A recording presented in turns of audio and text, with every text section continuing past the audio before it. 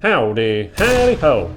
First, I want to start with an apology. This Pulse headset review is coming 6 months later than I had intended. Part of that was the Horizon Forbidden West delay, but the other part of it was about giving this a fair shot in games with 3D audio, of which I did not play enough of. Well, now that I've added Forbidden West and GT7, I can show you this.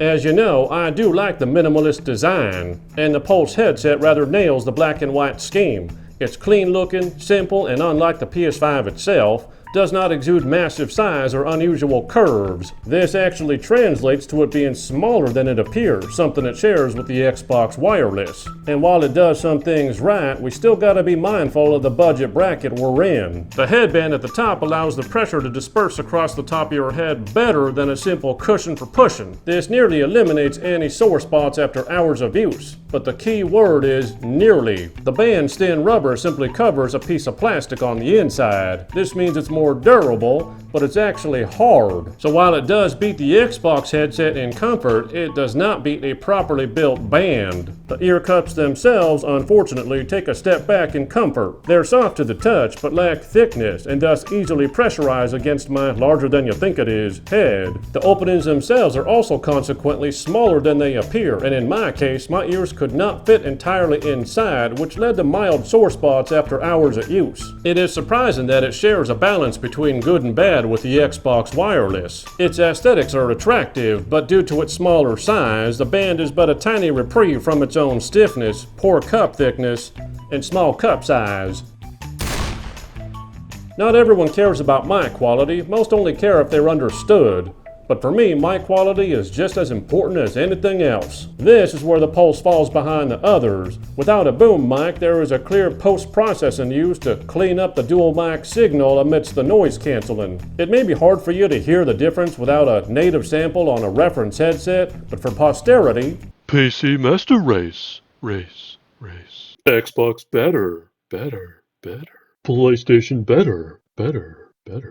if you only care about being heard, then you won't have an issue, but compared to the rig and the Xbox Wireless, it lacks the clarity and voice reproduction due to the need to more heavily process the signal. Boom mics give the advantage of being close, and thus short-range mics can be used, which mostly eliminates the need for noise canceling and post-process.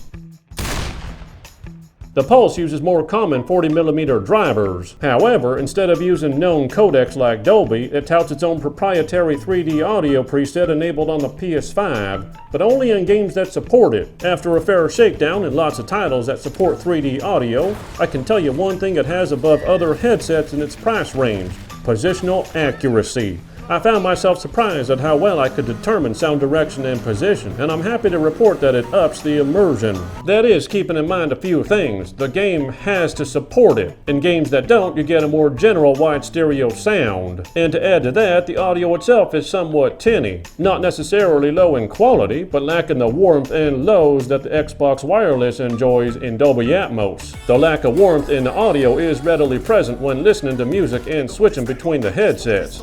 The Pulse basically lacks general use audio quality, falling even further behind the Xbox Wireless, which is already a notch beneath more finely music-tuned headsets. In summary, audio performance is rather specific. In games that support 3D audio, it has very impressive positional accuracy. Unfortunately, it falls behind in just about every other arena of general use, especially when its competition is bolstered by Dolby Atmos and proper equalizer customization. While its primary comparison is the Xbox Wireless, there is a surprising parity between the two. The Pulse is another balancing act with a lean towards the budget side of things. Its use of a band makes it more comfortable, but it falls behind in both cup cushioning and size. Its dual mics being far away requires the use of noise canceling and creates a notably processed voice to partial audiophiles like me. And while in games with 3D audio, the positional tracking is top-notch, it's a subpar listening experience in just about every other aspect and lacks the warmth and lows of its competitor. I say this once again because it's the same situation. PlayStation needs to release a Pro version using 50mm drivers so that they can get more balanced audio tuning, even if they refuse to use a boom mic for aesthetic reasons. I'll see you next time on the Gaming 5.